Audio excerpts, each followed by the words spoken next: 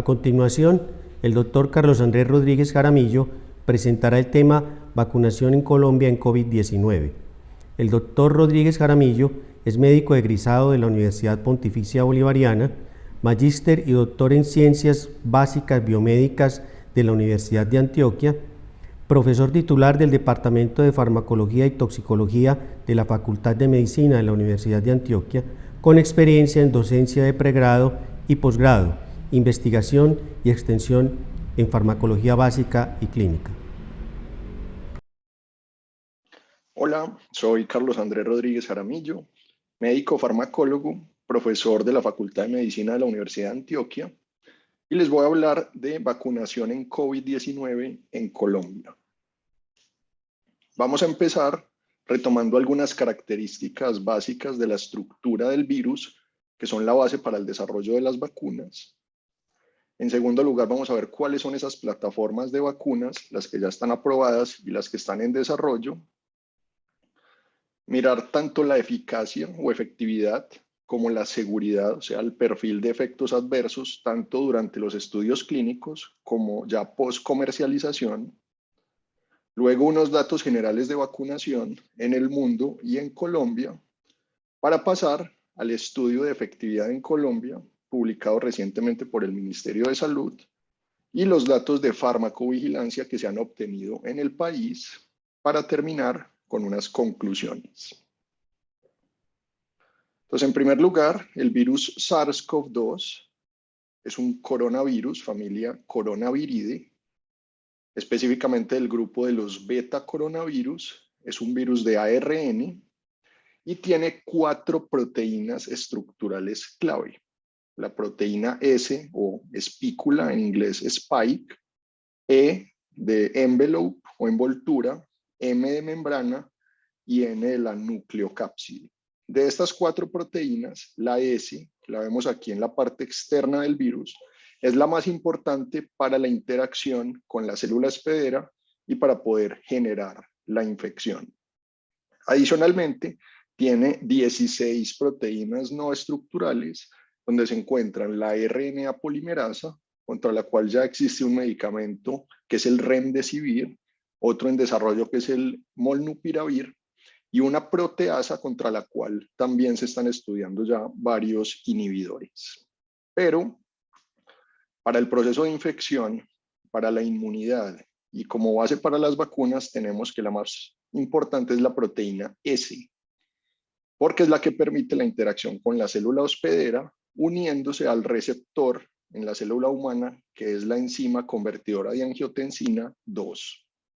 Es indispensable entonces que se dé la unión entre la proteína S del virus y la ECA2 en la célula blanco, que puede ser el neumocito, para que se dé la infección. Aquí vemos con más detalle la estructura de esta proteína S en su estado anterior a la infección, que se llama prefusión, está en forma trimérica y va a interactuar entonces con la ECA2 en la célula hospedera. La interacción con la ECA2 entonces genera unos cambios conformacionales que finalmente entonces van a permitir la fusión. Entonces, primero, la proteína S es indispensable para que se dé la infección, y segundo, la inmunidad neutralizante va dirigida específicamente contra esta proteína S. Y de las diferentes formas que tiene la proteína, la forma prefusión se ha visto que es la más inmunogénica, y esto va a tener un impacto para el desarrollo de las vacunas.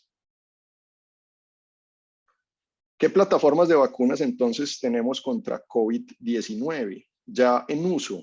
Entonces, las vacunas basadas en ácido ribonucleico, en ARN, que son las más innovadoras.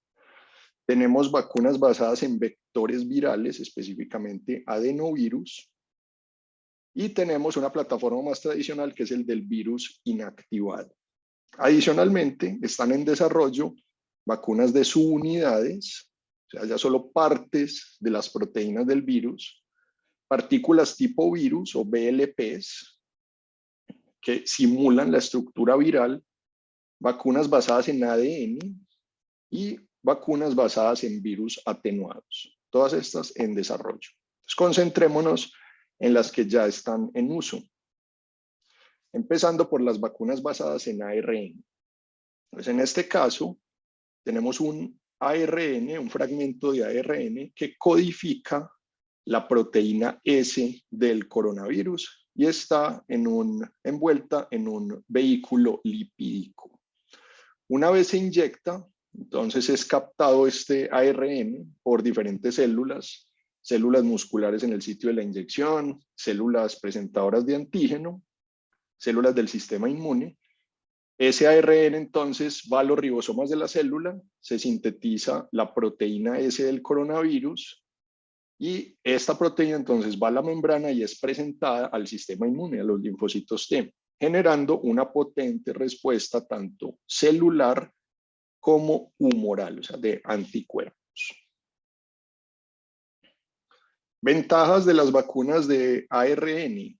Pues primero, su desarrollo es muy seguro porque no se requiere manipular agentes infecciosos, no se requiere el virus, solo se requiere conocer la secuencia de la proteína para pasar de aminoácidos a RNA mensajero.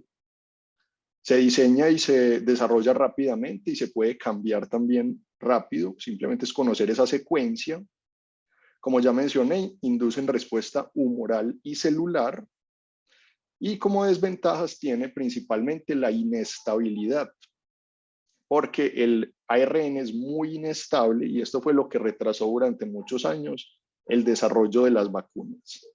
Y que requiere, por tanto, por esta inestabilidad, temperaturas muy bajas de conservación, entre menos 20 y menos 70 grados Celsius, lo cual dificulta un poco la logística de distribución y aplicación. ¿Qué vacunas entonces basadas en ARN tenemos en Colombia? Entonces, la vacuna BNT 162B2, también conocida en algunos países como Comirnaty, del laboratorio Pfizer y BioNTech, consiste en un RNA modificado, o sea, no es RNA natural, que codifica la proteína S completa, pero se le han agregado 2 mutaciones para estabilizarlo en la forma prefusión, que como mencionamos es la más inmunogénica. Está encapsulado en una nanopartícula lipídica y en el esquema original se aplicaban 2 dosis separadas por 21 días, aunque como sabemos, al prolongar ese intervalo, incluso hasta 3 meses, de hecho mejora la respuesta inmune.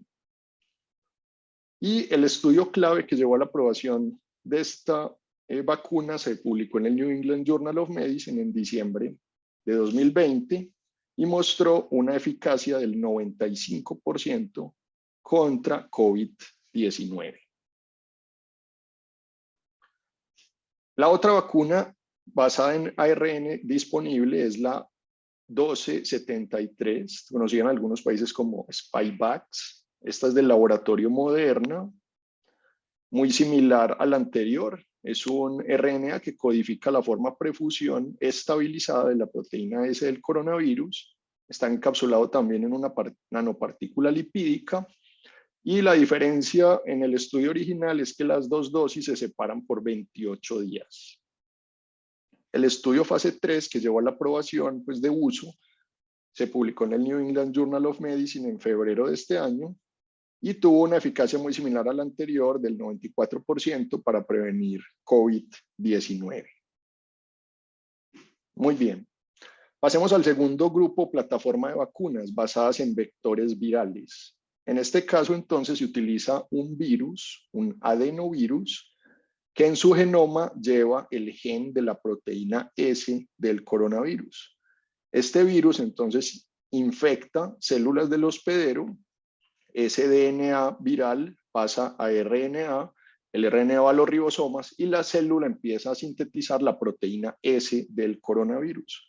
Es procesada en las células presentadoras de antígeno, expuesta en la membrana y presentada a las células T y genera también una respuesta humoral de anticuerpos y una respuesta celular. O sea, el resultado final es el mismo.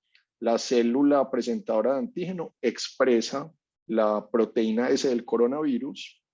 En el caso de las vacunas de RNA, se inyecta directamente el RNA. En este caso, se inyecta un genoma viral en DNA que pasa a RNA y luego se sintetiza la proteína S y esta es la que genera la respuesta inmune. Ventajas de las vacunas basadas en vectores virales: la seguridad. Estos adenovirus no se replican y no causan enfermedad. También se puede diseñar y desarrollar rápidamente. Inducen tanto respuesta humoral como celular. Y una ventaja comparada con las de ARN es que son mucho más estables y requieren solo temperatura de refrigeración entre 2 y 8 grados. Como desventajas, puede haber inmunidad previa contra el vector y esto reduce la respuesta. Por eso se trata de utilizar adenovirus que sean poco frecuentes en la población humana o incluso de otras especies animales. ¿Qué vacunas tenemos de vectores virales? La vacuna AZD1222, conocida también como Vaxzevria. Esta es del laboratorio AstraZeneca, desarrollada en conjunto con la Universidad de Oxford. Utiliza un adenovirus de chimpancé, el CHAdOX, no replicativo, que contiene en su genoma entonces el gen de la proteína S del coronavirus. En el esquema original se ponen 2 dosis separadas por 28 días. Y el estudio clave que llevó a que se permitiera su uso se publicó en la revista Lancet en enero de 2021, con una eficacia promedio para prevenir la enfermedad por COVID-19 del 70%, aunque variable pues, según el grupo. La otra vacuna basada en vector viral es la AD26-CoV2S. Esta es del laboratorio Janssen y Johnson. Utiliza el adenovirus humano 26, que es uno de los adenovirus menos frecuentes. Es no replicativo y contiene, similar al caso anterior, la proteína S.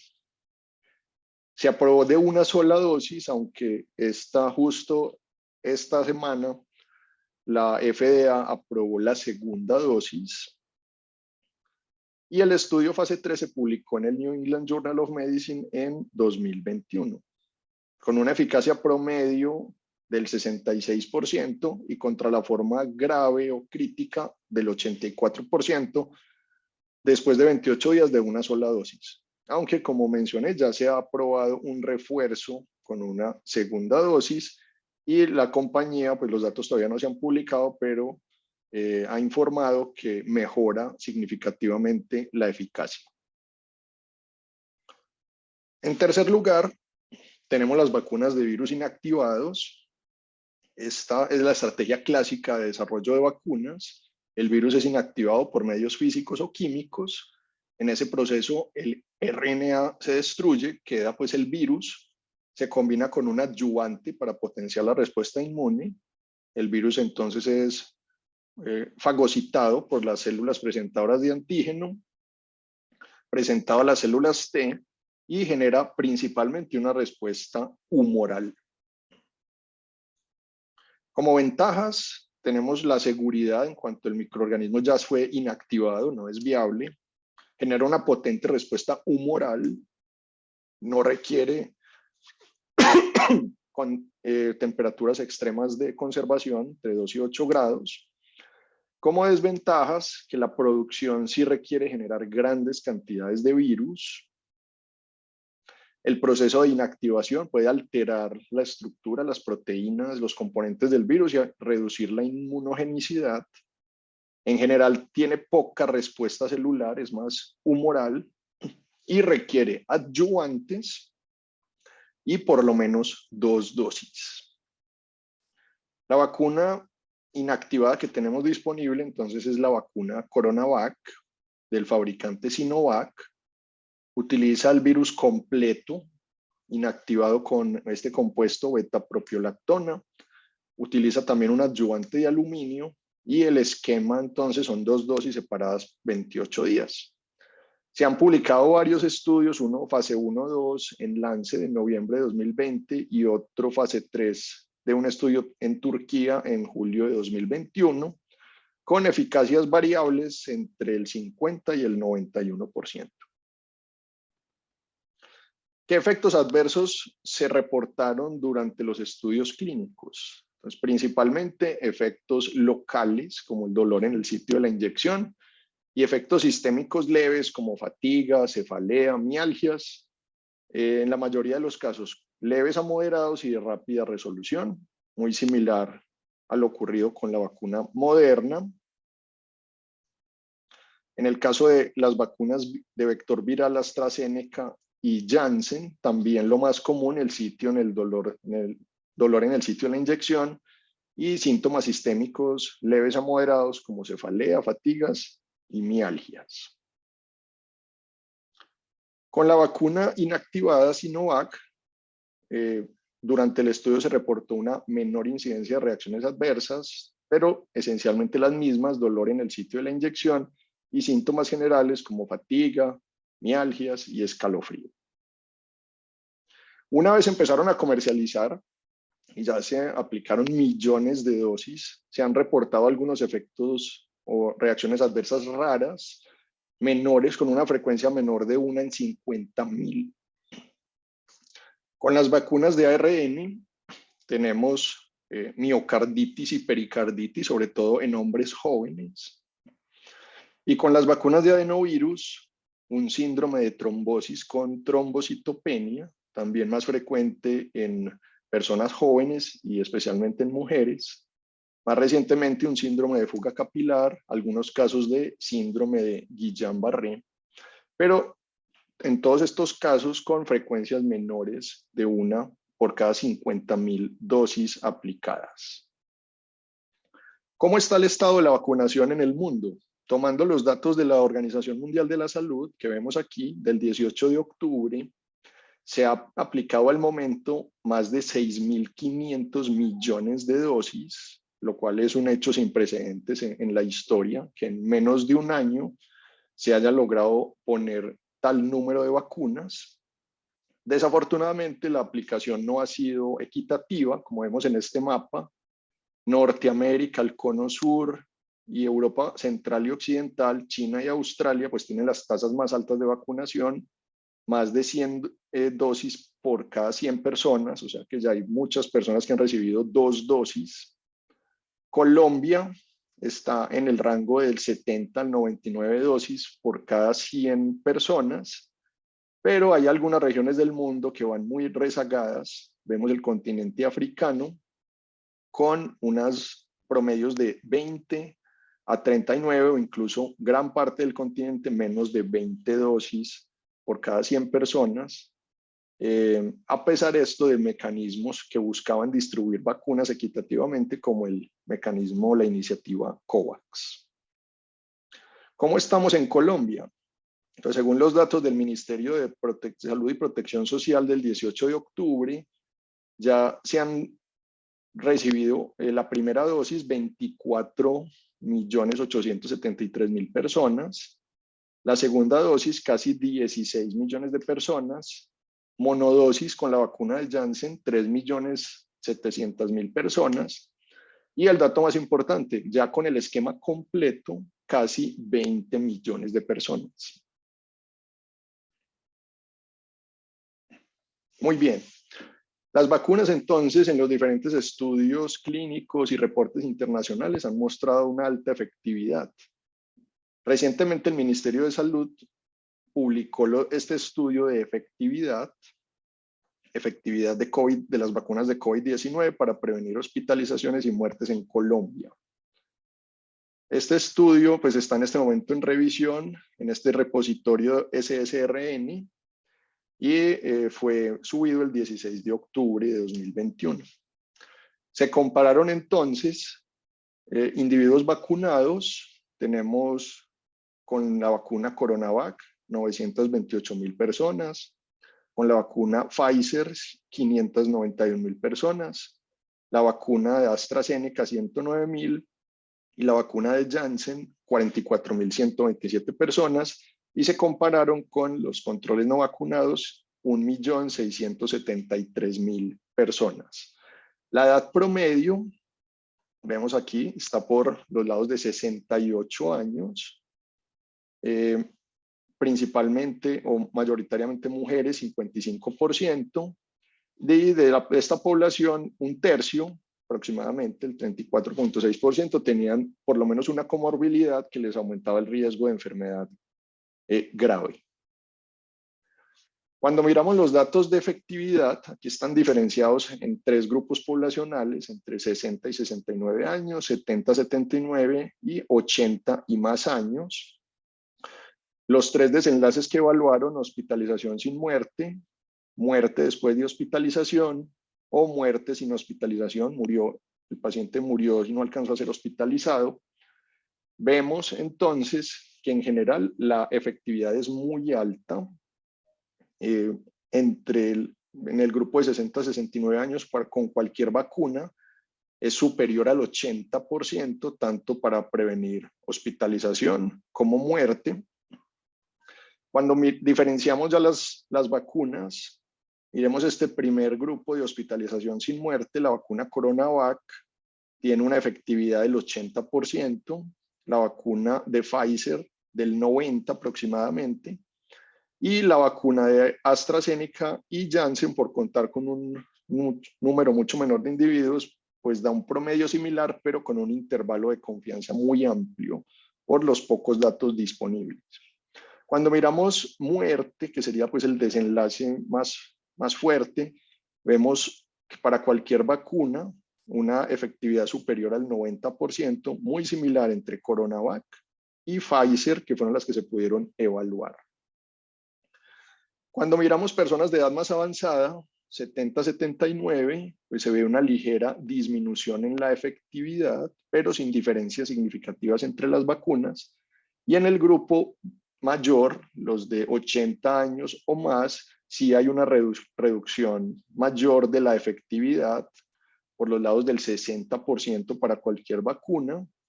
Este dato sería el de similar CoronaVac, que está en ese promedio, y la vacuna de Pfizer en promedio 70-75% de efectividad, aunque con un intervalo de confianza muy amplio que no permite diferenciarlo de CoronaVac.